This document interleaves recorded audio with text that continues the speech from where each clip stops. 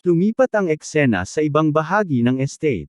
Sa harap ng isang lumang pinto, isang figure ang nakahandusay sa sahig, si Isaac. Napansin ito ni Whisper at lumapit, "Ayos ka lang ba? Para kang exorcism target." Hawak ni Isaac ang isang lumang aklat, at nanginginig habang nagbabasa ng pamagat nito. 10 paraan para paghiwa-hiwalayan ang Skeleton King.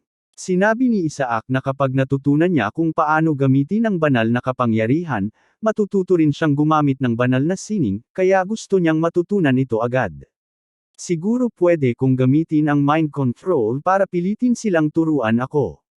Napatawa si Whisper. Nasiraan ka na ba ng bait? Balak mong gumamit ng mahika sa gitna ng isang pamilya ng paladin.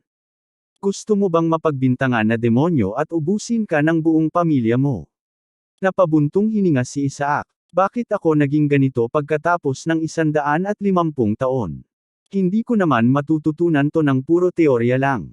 Bigla siyang binuhat ni Riley. Mukhang pagod ka na. Ang dami mong pinagdaanan ngayong araw. Napaisip si Isaac. Tama ka, kailangan ko ng tulog. Sa edad kong to, dapat natutulog ako ng 16 na oras o higit pa. Dinala siya ni Ri papunta sa duyan habang pinulot naman ng kabalyero ang librong binabasa niya. Itinaas ni Riley ang kanyang kamay sa ulo ni Isaac at ginamit ang isang banal na sining na tinatawag na recover. Dama agad ni Isaac ang pagbalik ng kanyang lakas. Ngayon gusto ko namang makita siyang gumamit ng banal na sining para sa pag-atake para matutunan ko yun. Napailing si Whisper. Manahimik ka na lang. Kailangan nating pumunta sa kabilang gusali mamaya. Huwag nating patagilan ang mga tao rito. Natauhan si Isaac. Tama ka, kailangan ko nang paalisin sila rito. Humiga siya sa duyan at pumikit. Napailing si Whisper. Wala namang maniniwala sa ganyang pag-arte mo. Pero syempre, agad na sinabi ni na Riley at ng kabalyero, ang bilis niyang makatulog. Napakahusay talaga sa lahat ng bagay. Napailing si Whisper. Walang pag-asa tong pamilya mo. Habang paalis, inutusan ni Riley ang kabalyero, dalhin mo ang totem. Delikado kung may iwan ito rito. Dahil ito ang unang totem na nagawa ko, dapat itong itago sa isang ligtas na lugar. Biglang napadilat si Isaac. Bakit nila kukunin ang totem? Kailangan ko pa namang sipsipin ang mana nito. Pero huli na. Nang umalis na ang mga tao, napahiga si Isaac at napabuntong hininga. Wala na akong ibang pagpipilian. Kailangang sipsipin ko ang mana mula sa mana course. Mabilis siyang bumangon mula sa duyan at sinubukang lumabas ng palihim. Napatingin si Whisper. Ano yan? Gagapang ka papunta roon. Sa bilis mong yan, bukas ka pa makakarating. Umiti si Isaac. May plano ako. Kailangan ko lang buksan ang pinto. Nagtaas ng kilay si Whisper. Sige, pero huwag mo akong asahang babuhitan ka. Sinubukan ni Isaac buksan ang pinto, pero ilang beses man niyang subukan, hindi ito gumagalaw.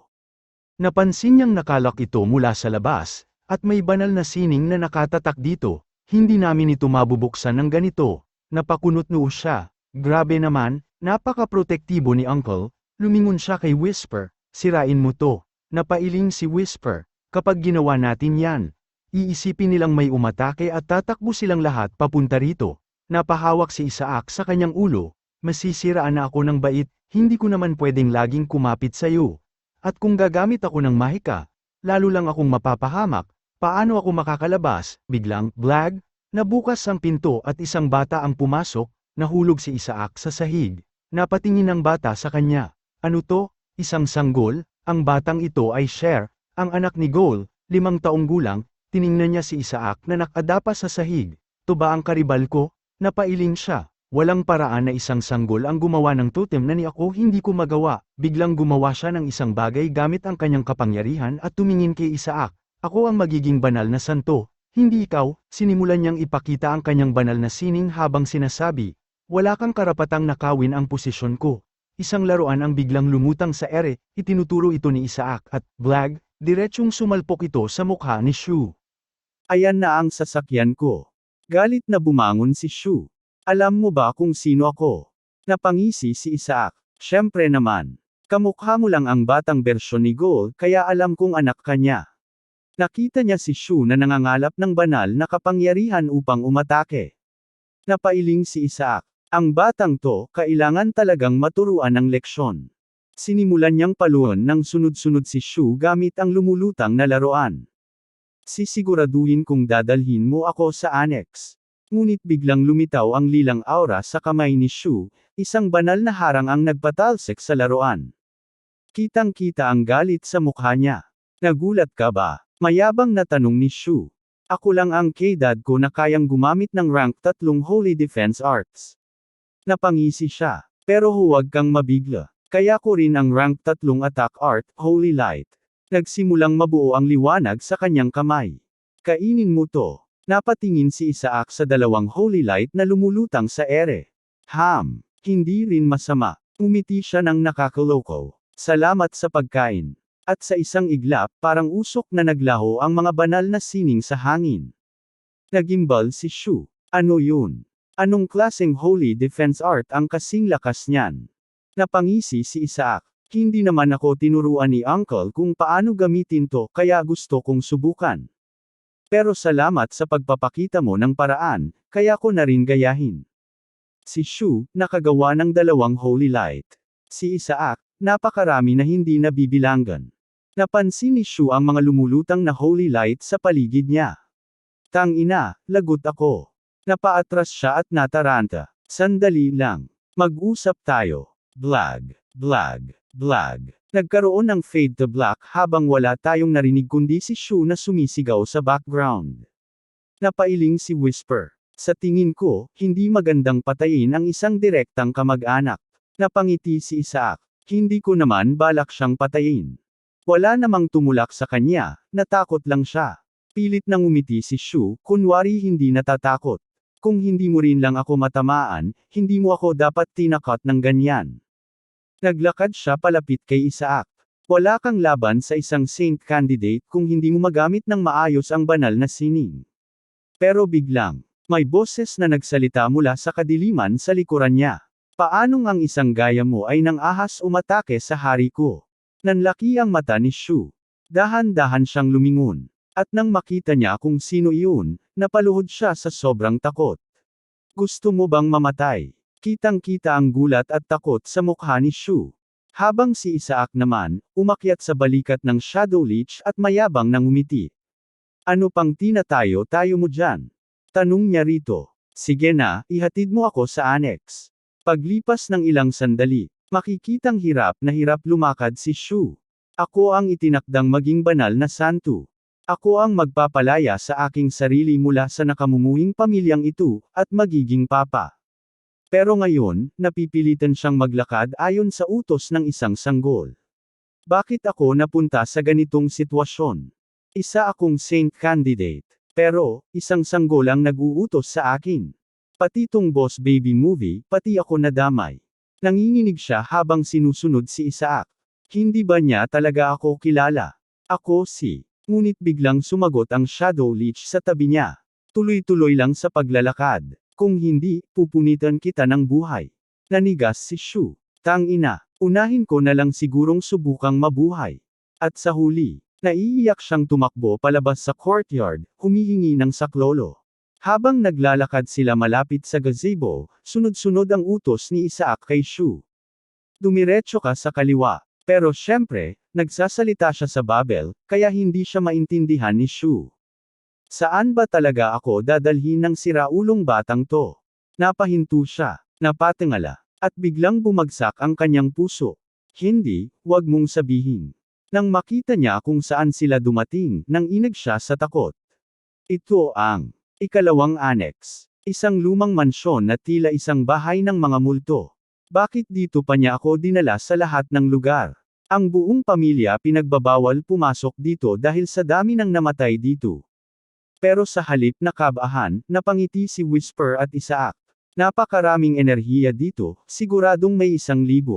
Isaac, kung mag-eehersisyo ka ng ilang dekada, hindi mo pa rin maaabot ang ganitong dami ng mana. Hinayla ni Isaac ang pisngi ni Shu. Tuloy-tuloy lang, pasok na. Shu, hindi pwede. Sinabi na ng matatanda na bawal pumasok dito. Pero biglang sumabat ang Shadow Leech. Tumahimik ka, putik na tao. Maglakad ka. Nang inag si Shu. Tangina, wala akong choice.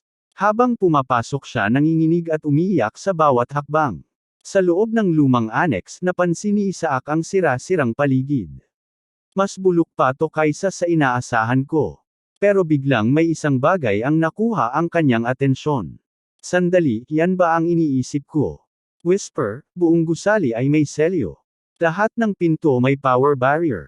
Isaac, napakaabala naman nito. Shoo, ayan, tama na. Wala naman tayong mabubuksan dito, kaya bumalik na tayo. Pero sa halip na bumalik, hinatak ni Isaac ang buhok niya. Shoo, aray. Ano ba? Dahan-dahan siyang tumingin sa kaliwa. At doon niya nakita ang mga larawan ng dating mga pinuno ng kanilang angkan. Huwag mong sabihin, plano mong maging pinuno ng pamilya. Huwag mo nang pangarapin yan, akin na yan. Pero sa isang iglap, iwinasiwas ni Isaac ang hawak niyang laruan. Blag. Diretsyong sumalpok sa isa sa mga larawan. Shoo, anong ginagawa mo? Pero hindi lang pala isa, sinira niya lahat ng mga larawan. Shoo, siraulo ka. Pinupunit mo ang lahat ng larawan ng ating mga ninuno. Isaac, kasalanan nila. Sino bang naglagay ng barrier sa mga pintuan pero hindi sa mga larawan? Whisper, mukhang dahil dito, nabasag ang barrier. Isaac, haha, napakadali naman nito. Bigla siyang tumalon mula sa likod ni Shoo. Tara na. Mission complete. Shoo, saan ka pupunta? Ngunit imbes na sumagot, biglang gumulong si Isaac pababa ng pasilyo. Supreme Tactical Commando Role. Shoo, anong ginagawa mo? Huminto ka. Dumiretso si Isaac sa isang madilim na silid, at biglang lumiwanag ang kanyang mga mata. Napakaraming mana cores. Whisper. Isara ang pinto. Natarante si Shoo. Sinubukan niyang humabol. Sandali. Ano bang balak mo? Huwag mo kong i-lock out. Isaac, isang bata tulad mo ay hindi kailangang malaman to. At sa isang iglap, sumara ang pinto. Isaac, oras na para simulan ang pagtitipon ng enerhiya. Sa labas ng annex. Shoo, lumabas ka dyan, Isaac. Kung hindi, kayo sa mga matatanda. Nagpumilit siyang pumalo sa pinto. Shoo, sige. Sasabihin kong pinalayas mo ako. Pero biglang, may lumitaw na anino, si Riley, kasama ang mga knights at elders, isa sa mga elders, anong ginagawa mo rito? Shoo, napalingon si Shoo, buti na lang dumating kayo, si Isaac, isa siyang halimaw, pero biglang, bagsak, isang elder ang malakas na sumigaw. Anong ibig sabihin nito? Shoo, alam mong ipinagbabawal pumasok dito, pero dinala mo SI Isaac. Shoo, ano? Hindi ako, pero lahat ng tao, nakatingin sa kanya. Elder, ha? Kita namin mismo, umiyak SI Isaac habang hinihila mo siya papasok dito. Shoo, ano? Hindi ako, nagtinginan ang mga matatanda. Shoo, aminin mo na, hindi mo kami maloloko. Sinabi niya na gumamit siya ng banal na sining ng pag-atake at siya rin ang nagdala sa kanya rito. Pero isang maling akala lang pala ito, sinagot siya ni Rie na lumagpas na siya sa linya, at naiintindihan niya ang nararamdaman nito. Pero pahirapan ng isang sanggol ay sobra na, nang tanungin niya kung saan niya ito ikinulong, muling nagtagpo ang kanilang mga mata, sinubukan niyang ipaliwanag na hindi niya ito ikinulong, siya mismo ang gumawa noon sa sarili niya. Bigla nilang narinig ang malakas na pagkalampag mula sa loob ng silid, na nagpagulat sa kanila. Agad na tumakbo si Rie papunta sa pinto at tinanong kung nandoon ba siya. Nagtaka sila kung baka siya rin mismo ang naglock ng pinto sa sarili niya. Nang buksan ni Riley ang pinto, kita sa mukha niya ang pag-aalala. Pero ang bumungad sa kanya ay si Isaac na umiiyak ng todo sa sahig, pati ang matanda ay nagtanong kung maayos lang ba ito. Sabay sabing tingnan mo kung gaano siya natakot. Hindi makapaniwala si SH na naloko sila ng acting na parang mula sa mababang kalidad na pelikula. Si Rie naman ay natuwa na ligtas ito. Bagamat nagulat siya, ngunit hindi naman nasaktan. Matapos noon, tinitigan niya ng masama si Shoo at sinabing dapat nitong ikahiya ang ginawa niya. Nagsimula ring umiyak si Shoo at sinabing hindi siya ang may kasalanan. Doon biglang nagsalita si Isaac sa wika ng Babel at sumilip sa balikat ni Riley na may tusong ngiti.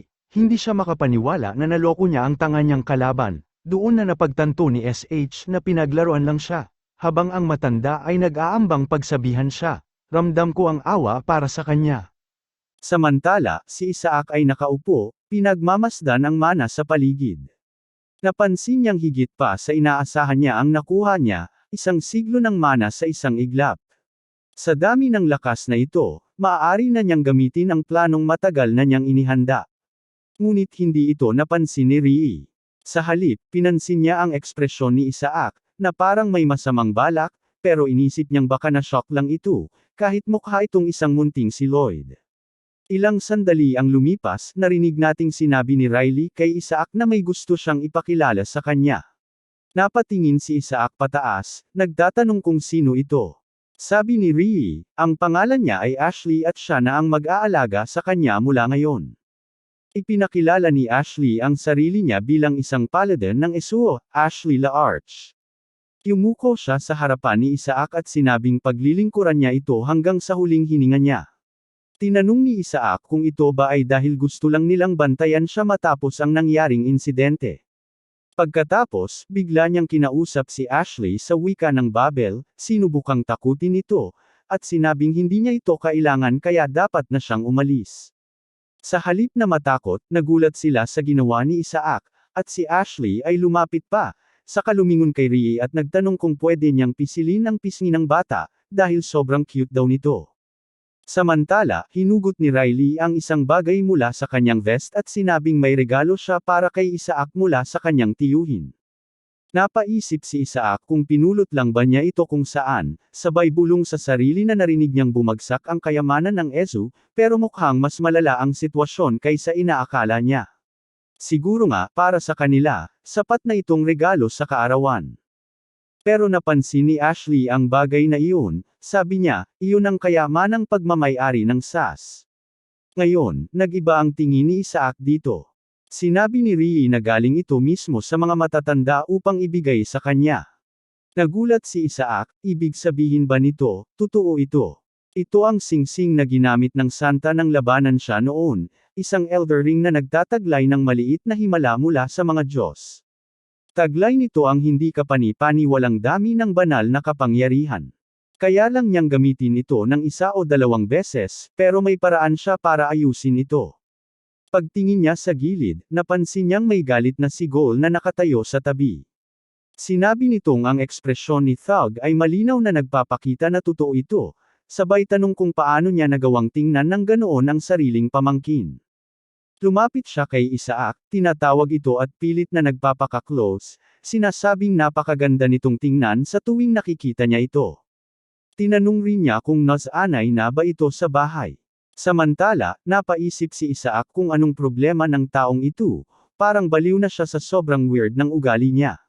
Sabi ni Goal, nagkakagulo na ang mga bagay-bagay, nasira niya ang aparato ng pagpapala sa treasury kaya hindi niya nakuha ang biyaya, at ngayon, binigay pa sa kanya ang kayamanan ng sis. Isa sa mga matatanda ang nagsabi na hindi maaaring makatanggap ng biyaya si Isaac, kaya ibinigay na lang ito sa kanya bilang pantay na gantimpala. Nagulat si Goal nang makita ang kayamanang pag-aari ng Saint Os. Sabi niya, dapat na lang nilang ibigay ito sa anak niyang si Shri. Pero agad siyang sinagot ng matanda, nakatanggap na ng basbas mula sa banal na simbahan si Shu, kaya dapat na siyang tumigil sa kasakiman at umalis. Dismayado si Goal at sinabing ang plano niya ay kunwaring idodonate ito sa simbahan pero palihim niya palang kukunin para sa sarili niya, pero ngayon, basta na lang kinuha ni Isaac nang hindi man lang alam kung ano talaga ito. Dagdag pa niya, dapat ay isang disenteng regalo ang ibigay kay Isaac, hindi ang basurang iyon. Nagtaka si Riley kung ano ang pinagsasabi ni Goal, paano niya nasabing basura ang isang item mula sa sis. Sumagot si Goal at sinabing mahalagang pamangkin niya si Isaac, pero hindi naman niya magagamit ang singsing na yon. Pagkatapos, inilabas niya ang isang mas makinang na singsing at sinabing ito ay isang bagay na nabiyayaan ng napakaraming pagpapala mula sa banal na simbahan. Dapat daw ito ang ilagay sa treasury dahil mas magiging kapaki-pakinabang ito, kahit pa si Uncle Riley mismo ay hindi makakakuha nito para sa kanya. Habang inabot ni Goal ang singsing, inisip niyang naloko na niya si Isaac nang makita niyang inaabot nito ang kamay patungo sa singsing. Pero sa isang iglap, plak, bigla na lang niyang sinampal pabalik ang singsing sa mukha ni Goal. Galit siyang sumigaw, lumayas ka. Layas. Pagkatapos, isinara niya ang kahon ng singsing at itinapon ito sa kung saang dimensyon, na ang bagsak ay sa isang pond na malapit doon. Napanganga si Rie, ang singsing na iyon ay mukhang 1,000 beses na mas mahalaga kaysa sa ibinigay niya kay Isaac, pero mas pinili pa rin ni Isaac ang sa kanya. Napangiti siya at inabot ang kamay kay Isaac, habang sabay silang nagdiwang ni Ashley, itinapon nila si Isaac sa ere, sinasabing ibibigay lang nila sa kanya ang pinakamagagandang bagay na kaya nilang ibigay. Samantala, ang iba pang naroon ay dali-daling sumisid sa tubig, desperadong hinahanap ang singsing na nawala ni Goal. Ngunit sa isip ni Isaac, wala silang pag-asang makita ito. Gumamit siya ng mahika para maging imposibleng bigat ang singsing, kaya hindi na nila ito makikita kailanman. Bulong ni Whisper, nakakamangha, talagang determinado siyang hindi hawakan ang gamit ng daga. Pero sinagot siya ni Isaac, ikaw ang kumuha niyan mamayang gabi. Doon na napawi ang respeto ni Whisper at sinabing, never mind. Ngunit plano pa rin ni Isaac na ibenta ito, dahil siguradong napakahalaga nito. Samantala, sa kanyang opisina, nagwawala si Goal, galit na galit, sinisipa at sinasampal ang sariling mesa. Walang kwentang batang yun. Wala siyang ideya kung magkano ang halaga ng singsing na nawala niya. Pero kalaunan, huminga siya ng malalim, pilit inaalo ang sarili. Ayos lang, hindi rin naman niya magagamit ng maayos ang Elder Ring. Sa totoo lang, isa itong napakagandang item para sa isang taong hindi makakagamit ng banal na sining. Pero imposible niyang mapaganya ito, hindi niya ito magagamit hanggat hindi siya sumisipsip ng banal na kapangyarihan mula sa 20 tao. Mukhang may 10 tao na dadalo sa unang kaarawan niya, pero hindi sigurado kung ano ang ibig sabihin nito. Kinabukasan, sa mismong unang kaarawan ni Isaac, nakita natin ang napakaraming tao kasama ang kanilang mga anak na naroon upang ipagdiwang ito. Hawak siya ni Ashley habang nakatingin sa labas ng bintana, namamangha sa tanawin. Hindi ka panipaniwala, narito ang 148 kandidato ng santo, pati na rin ang 4,000 lingkod at mga aristokrata. Dagdag pa niya, mukhang lahat ng mga ducal houses ay dumalo, pati na rin ang 12 marquee houses. Sinabi rin niya na maging ang ibang bansa ay nagpadala ng kanilang mga kandidato ng santo, at posibleng narito rin mismo ang emperador. Sa narinig, napaisip si Isaac, sabi nila, ang mga santo ay ipinapadala mula sa langit, pero baka tinamad na ang mga Diyos at nagsimulang ikalat sila kahit saan. Tumawa si Whisper, mukhang ganyan nga ang ginawa nila. Samantala, sinabi ni Rie na hindi pa rin niya inaasahan ito, akala niya, iisipin ng lahat na ito ay isang patibong at walang pupunta. Biglang may pumasok sa silid. Walang paraan na iisipin nilang patibong ito, sagot ng bagong dating. Pagtingin ni Riley, nagulat siya. Matagal na rin mula noong huli tayong nagkita. Ipinakilala ang bagong dating, si Count Simon Egas, ang pinuno ng isa sa 3 pinakamalalakas na merchant guild sa imperyo, at kababata ni Rie. Nagulat si Rie sa presensya ni Simon, pero ngumiti lang ito at sinabing, nagkakagulo ang buong imperyo sa balita tungkol dito, kaya natural lang na narito ako. Dagdag pa niya, nang marinig ng mga tao na dadalo ang mahihinang lalaki ng Esua, naisip nilang hindi ito maaaring isang patibong. At isa pa, inilagay mismo ng matriarch ng Esua ang sorpresang ito, paano sila makatatanggi. Maging ang pamilya ng Papa ay hindi raw makakaiwas dito. Napaisip si Isaac kung ano ang pinag-uusapan nila, pero hindi pa natin malalaman. Tinanong ni Rie kung ano ang pinagsasabi ni Simon, walang paraan na pupunta rito ang Papa. Napailing si Simon at sumagot, ang mga mararangal na royal na yon. Hindi kailanman sila pupunta sa Ashua. Para sa kanila, lahat ng tao maliban sa House Barrett ay mga karaniwang mamamayan. Sinaway siya ni Rie, babaan mo ang boses mo. Pero ngumiti lang si Simon. Bakit? Ang anak kong si Amon ay isa ring kandidato ng santo.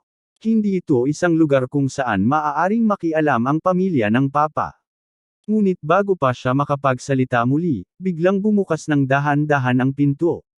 Ang kailangan lang natin gawin ay magdala ng mas mainam kaysa sa mga patapong mararangal na yan.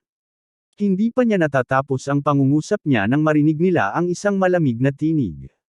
Wala nang mas mapanganib pa kaysa sa isang taong bastos. Nanlaki ang mata ni Rie at Simon habang unti-unting pumasok ang isang matandang lalaki sa silid. Hindi sila makapaniwala, dumating mismo ang Cardinal. Sa malamig nitong tono, sinabi niya, dahil isang mahina mula sa asyua ang tampok sa pagtitipong ito, inaasahan kong magagawa niyang makakuha ng kahit anong bagay mula sa treasury upang hindi mapahiya. Napaisip siya habang pinagmamasdan ang paligid. Kahit saan ako tumingin, hindi ko makita ang batang ito na nagpapakilalang isang kandidato ng santo. Biglang lumitaw ang isang mapanuksong ngiti sa kanyang mukha. Mukhang magandang pagkakataon ito, sana naman, maiangat ng santo ng Yeshua ang pangalan nila. Samantala, hindi mapakali si Riley. Napaisip siya, baka nahulog na kami sa patibong ng banal na simbahan. Nagtataka siya kung bakit sa loob lang ng isang linggo, biglang tumaas mula 25 hanggang 148 ang bilang ng mga kandidato ng santo. Wala nang ibang paliwanag, ang banal na simbahan ay siguradong binaliwala ang lahat ng kandidatong hindi karapat-dapat. Lahat ng magulang ay gustong maging santo ang kanilang anak, at kung ipasok ang mga batang ito sa treasury, mabilis nilang matutukoy ang pinakamahina sa kanila. At sa gulong dulot nito, baka may masama silang binabalak. Tumingon si Riley kay Ashley na halatang nag-aalala. Ibig sabihin nito, nasa panganib si Isaac. Pero hindi niya naiintindihan, hindi basta-basta si Isaac.